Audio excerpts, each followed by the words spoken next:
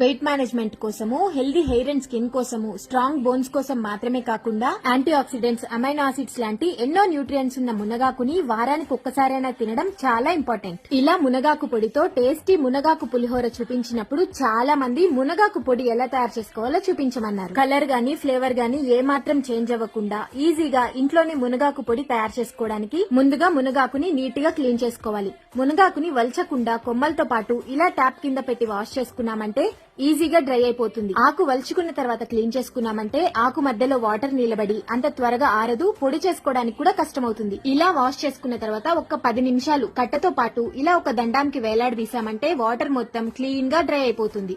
ఇప్పుడు ఆకుని నీట్ గా వలుచుకొని ఒక 3 గంటలు ఇంట్లోనే ఫ్యాన్ కింద ఆరబెట్టుకున్నామంటే మిగిలిన తడి కూడా పోతుంది. ఇప్పుడు ఒక మందపాటి కడాయి తీసుకుని ఆకుని మొత్తం అందులో వేసుకుని స్టవ్ ఆన్ చేసుకుని ఫ్లేమ్ లోలో పెట్టుకుని మాత్రమే ఆకుని పూర్తిగా ఫ్రై చేసుకోవాలి. ఇలా పాన్ మొత్తం స్ప్రెడ్ చేసుకుంటూ ఫ్రై చేసుకున్నామంటే ఆకు ఈవెన్ గా ఫ్రై అవుతుంది. ఆకు మొత్తం ఈవెన్ గా ఫ్రై అవ్వాలంటే ఫ్రై చేసినంతసేపు దగ్గరే ఉండి ఇలా కలుపుకుంటూ ఉండాలి. ఇలా క్రిస్ప్ గా ఫ్రై అయిన తర్వాత మిక్సీ జార్ లోకి తీసుకుని మెత్తటి పౌడర్ లాగా గ్రైండ్ చేసుకున్నామంటే సంవత్సరం రోజుల పాటు నిల్వ ఉండి కలర్ గానీ ఫ్లేవర్ గానీ ఏ మాత్రం చేంజ్ అవ్వకుండా మునగాకు పొడి ఈజీగా తయారు చేసుకోవాలి. ఎవరికైనా యూజ్ అవుతుంది అనుకుంటే షేర్ చేయండి. మళ్ళీ మరొక యూజ్ఫుల్ రెసిపీతో మిమ్మల్ని కలుస్తాను. Thank you.